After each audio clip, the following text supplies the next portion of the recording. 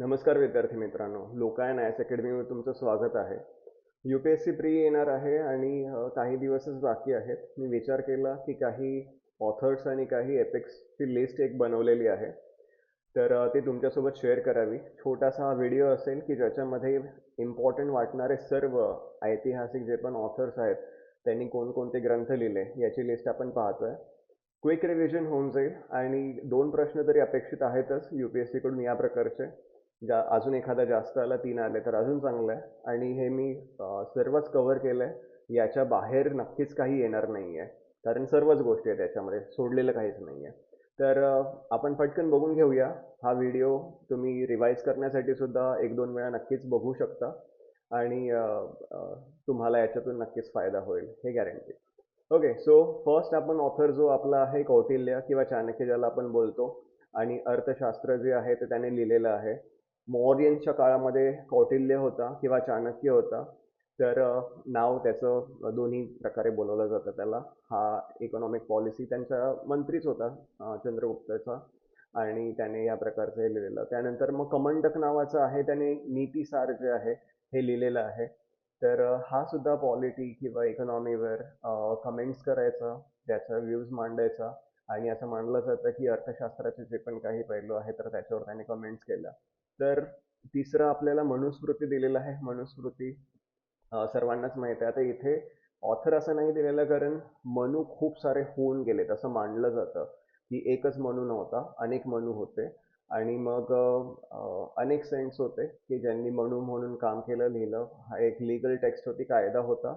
वादाचा विषय आहे, परंतु ठीक आहे, माहीत असावं. परंतु असं एकच ऑथर नाहीये, हे पण लक्षात ठेवा. तर कौटिल्य जो आहे अर्थशास्त्र, कमंडक, नीतिसार, मनुस्मृतीचा कोणी ऑथर असं स्पेसिफिक नाहीये. मनू बोललं जातं, पण मनू खूप सारे होते. त्यानंतर पाणिनीचं अष्टाध्यायी खूप खूप महत्वाचं आहे. हा, आता हे जे संस्कृत व्याकरण आहे तर याच्यासाठी हे बुक लिहिलं गेलं, पाणिनीचं अष्टाध्यायी. पतंजलीने महाभाष्य लिहिलं. आता पाणिनीचं जे अष्टाध्यायी आहे किंवा कात्यायनचं जे वर्तिका आहे, तर याच्यावरती कमेंट्स म्हणून पतंजलीने महाभाष्य लिहिलं. तर क्वेश्चन अशा प्रकारे सुद्धा येऊ शकतो, हा, की पतंजलीने जे महाभाष्य लिहिलं ते कोणत्या ग्रंथावरच्या कमेंट्स होत्या. तर तुम्ही पाणिनीचं अष्टाध्यायी सुद्धा लक्षात ठेवा आणि कात्यायनचं आहे त्याचं वर्तिका सुद्धा लक्षात ठेवा. हे दोन्ही पुस्तकं, म्हणजे हे तिन्ही बोलू शकता तुम्ही, अष्टाध्यायी किंवा महाभाष्य किंवा वर्तिका जे आहे, हे तिन्ही सुद्धा ग्रामरशी रिलेटेडच बुक्स होते. ओके, त्यानंतर भर्तृहरी जो आहे याचं वाक्यपदीया नावाचं होतं, हे सुद्धा संस्कृत ग्रामरवर होतं. याच्याबद्दल UPSCने कधी फारसे विचारलेलं नाहीये, पण लक्षात ठेवायला हरकत नाही. त्यानंतर कल्हणा, फेमस राष्ट्ररंगिणी, फर्स्ट ऑथर ज्याने एखाद्या व्यक्तीबद्दल नाही लिहिलं, त्याने एखाद्या जागेबद्दल लिहिलंय, त्या जागेचा इतिहास त्याने मांडलेला आहे. तर कल्हणा फेमस आहे, सारखं विचारलं गेलंय, तुम्हाला लक्षात ठेवायचं आहे. PYQ मध्ये खूप महत्वाचा आहे हा. किंग्स काश्मीरचे जे आहे तर त्यांच्याबद्दल फार त्याने लिहिलेलं आहे व्यवस्थित. बिल्हण हा सुद्धा UPSCचा फेवरेट आहे. विक्रमांक देवचरित, तर विक्रमांक देवचरित हे चालुक्य राजा विक्रमादित्य 6 याच्यावरती आधारित आहे. त्याचं बायोग्राफी आपण बोलू शकतो. आणि हा जो आहे विक्रमांक देवचरित्र, हे जे आहे याला खूप वेळा UPSCने विचारलं, तुम्ही PYQ बघाल तर बिल्हणने लिहिलंय, तर हे लक्षात ठेवा.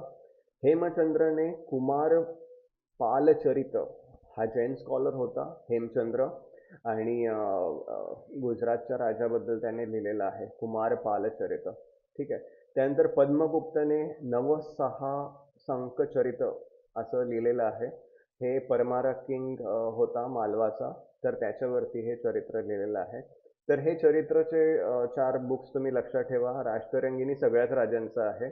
विक्रमांक देवचरित विक्रमादित्यचं, कुमारपालचरित कुमारपालचं, आणि नवसहा सांकचरित ते नवसहा सांक जो पण आहे सांक असेल माझ्या मते, तर त्याच्याबद्दल लिहिलेलं आहे. मालवाचा किंग होता, परमार किंग होता. हे लक्षात ठेवलं तरी अजून चांगली गोष्ट आहे. आणि हे चालुक्य किंग जो आहे हे जास्त लक्षात ठेवा, कारण विक्रमांक देवचरितबद्दल विचारलंय, खूप वेळा विचारलंय.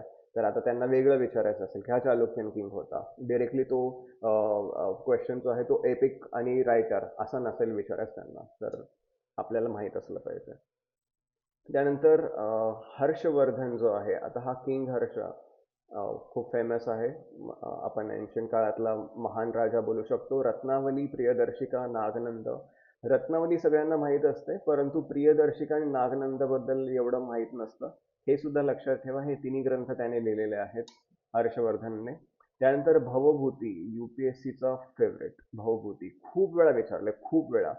मग याने आणि लिहिले पण याने भरपूर. महान रायटर आहे हा. मालती माधव, महावीरचरित, उत्तर रामचरित.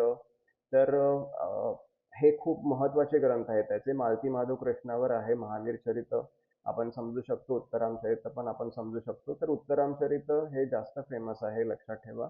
तर भवभूती खूप खूप महत्वाचं आहे.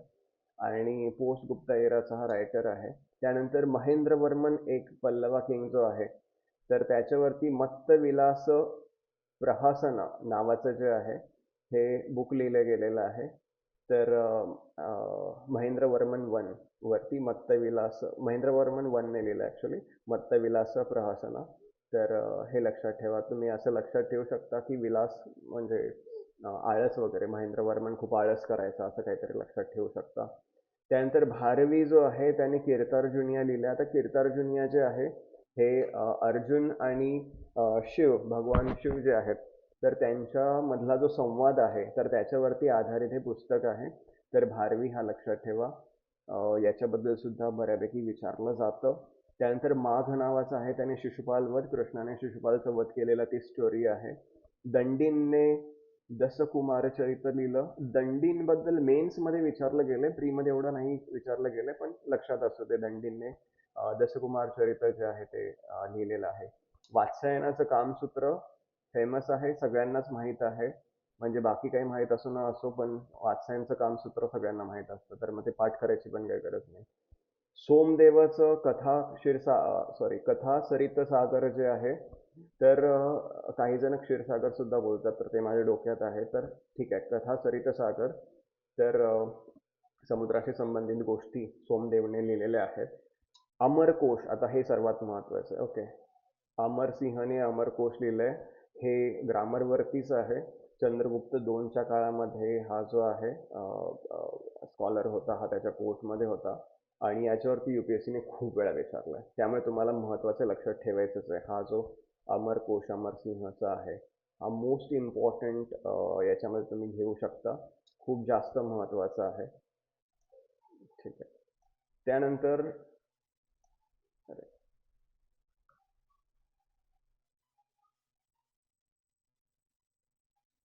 ओके,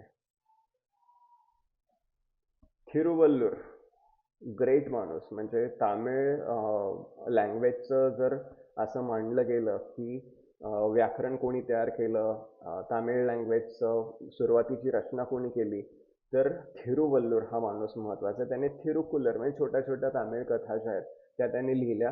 तर थिरुवल्लूरचं थिरुकुलर कुरल लक्षात ठेवा.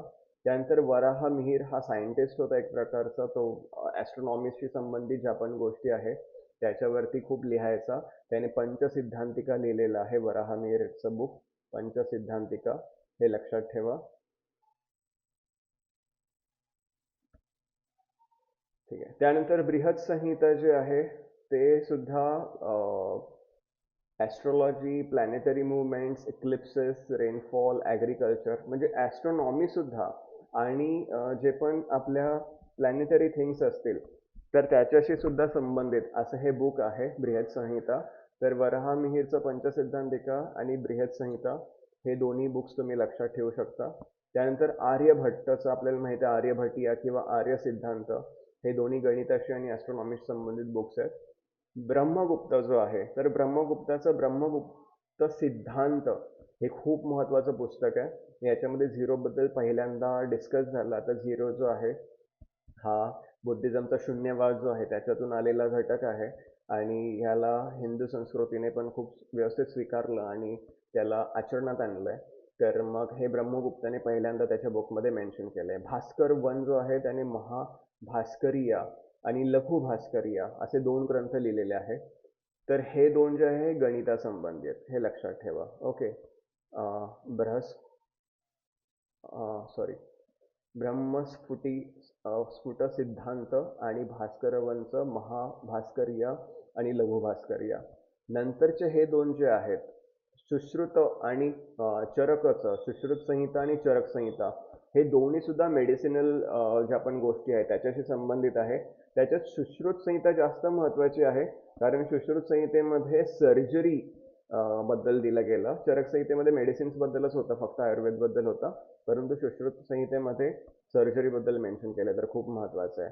त्यानंतर अडिगलचं शिलापदिकरम, चिथालाई चतनारचं मणिमेकलाई आणि टोलकापियरचं टोलकापियम, हे तीन खूप खूप खूप इम्पॉर्टंट, मोस्ट इम्पॉर्टंट मी बोलेन की हे बुक्स आहेत, कारण UPSCने खूप वेळा विचारलंय.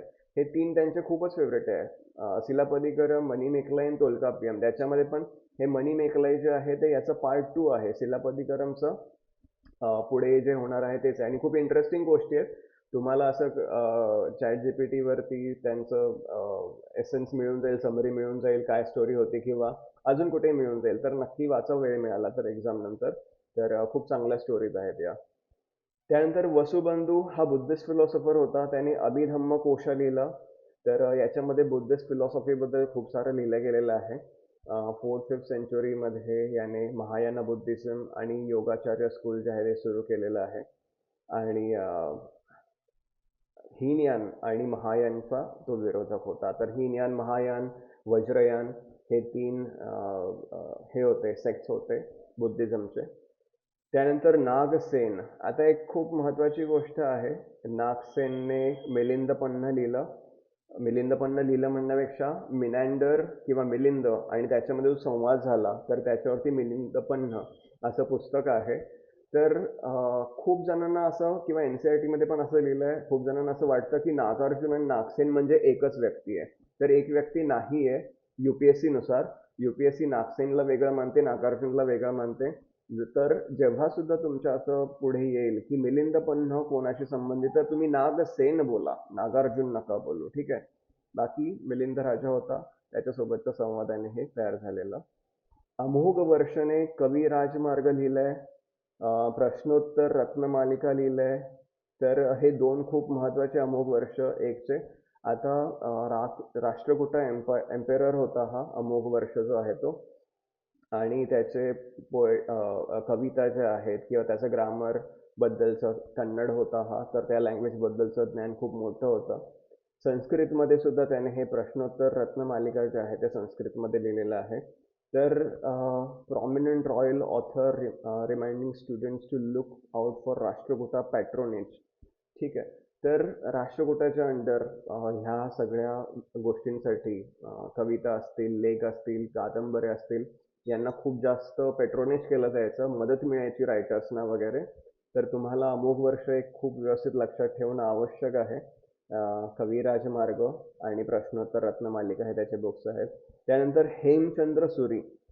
तर हा जैन होता, पहिली गोष्ट तर ही लक्षात ठेवा. हेमचंद्र सुरी जो आहे तो जैन रायटर होता, जैन धर्माशी संबंधित होता. कुमारपाल चरित, ठीक आहे, त्याला द्व्याश्रय काव्य असं पण म्हणतात. तर हे एक प्रकारची पोएम आहे, कविता आहे, संस्कृत आणि प्राकृत ग्रामरमध्ये आहे. चालुक्य किंग कुमारपालाशी संबंधित आहे, त्यामुळेच कुमारपाल चरित. आणि सिद्ध हेम शब्दानुशासन हे एक आहे, हे प्राकृत आणि संस्कृत ग्रामर बद्दलच आहे. तर हेमचंद्र सुरीने या दोन्ही प्रकारचे बुक्स लिहिलेले आहेत. एक चरित्र लिहिलंय आणि एक जे आहे ते संस्कृत ग्रामर बद्दल लिहिलेलं आहे. हे दोन्ही पण लक्षात असू द्या. शेवटचं भवभूती. आता भवभूती जो आहे, मगाशी पण सांगितलंय, खूप महत्वाचं आहे. मालती माधव, महावीर चरित, उत्तर रामचरित हे सगळे यांनी लिहिलेले आहे. थोडं रिपिटेशन झालं, पण असू ते लक्षात व्यवस्थित. चांगलंच झालं तुमच्यासाठी की पुन्हा रिव्हिजन झालं भवभूतीचं. हर्षवर्धनचं पण बघितलं आपण, रत्नावली, प्रियदर्शिका, नागनंद. भास हा एक खूप महत्वाचा रायटर आहे, ज्याने स्वप्न वसावदत्त, वसावदत्ताचे स्वप्न, मग ते काय स्वप्न पडले, खूप इंटरेस्टिंग स्टोरीज आहेत. तुम्हाला वेळ मिळाल तर नक्की वाचा. तर भास जो आहे त्याने हे लिहिलेलं आहे. उरुभंग, प्रतिज्ञा, युगंधरयण हे 3 पुस्तके जे आहेत ते भासने लिहिलेले आहेत. कालिदास मोस्ट इम्पॉर्टंट UPSC साठी, त्याच्याबद्दल सुद्धा खूप वेळा विचारलं गेलंय. अभिजात शाकुंतलम, मालविका अग्निमित्र, हे अग्निमित्र आणि मालविकाची लव्ह स्टोरी होती. विक्रमोर्वशीयम, रघुवंश हे रामाच्या वंशाबद्दल होतं. कुमार संभव, मेघदूत खूप रोमॅन्टिक स्टोरी होती, जबरदस्त स्टोरी होती. कालिदास रोमॅन्टिक झालेले कदाचित हे लिहिताना. ऋतुसंहार.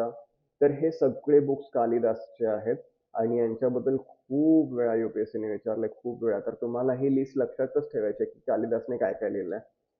त्यानंतर काही अजून प्रॉमिनंट रायटर्स की ज्यांच्याबद्दल युपीएससी विचारते, जसं शूद्रकाचं मृच्छकटिकम आहे. तर हे खूप इम्पॉर्टंट स्टोरी आहे, खूप मस्त आहे आणि विचारली गेली खूप वेळा.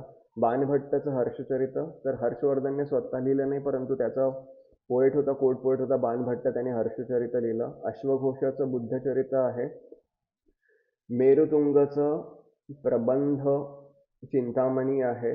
जयदेवचं गीत गोविंद आहे. विष्णू शर्माचं पंचतंत्र आहे. आता विष्णू शर्मा हा मस्त एक रायटर होता.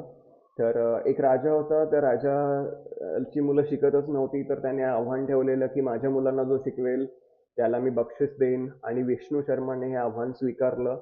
त्याने अशा गोष्टी तयार केल्या की मुलांना अभ्यासामध्ये रस आला. तर हे पंचतंत्र नावाने त्या गोष्टी नंतर लिहिल्या गेल्या, मोठ्या प्रमाणात प्रसारित झाल्या. विशाखा दत्ताचं मुद्रा राक्षस खूप सोपं आहे आणि देवी चंद्रगुप्तम सुद्धा खूप महत्वाचं आहे. तर विशाखा दत्ताचे दोन्ही जे आहेत हे सोपे आहेत, लक्षात ठेवायचे आहेत. ही लिस्ट सारखी सारखी ऐका, वाचा, की जेणेकरून तुम्हाला ते 2 प्रश्न आहेत ते कधीच सुटणार नाहीत. ऑल द बेस्ट एक्झामसाठी आणि चांगला स्कोर करा.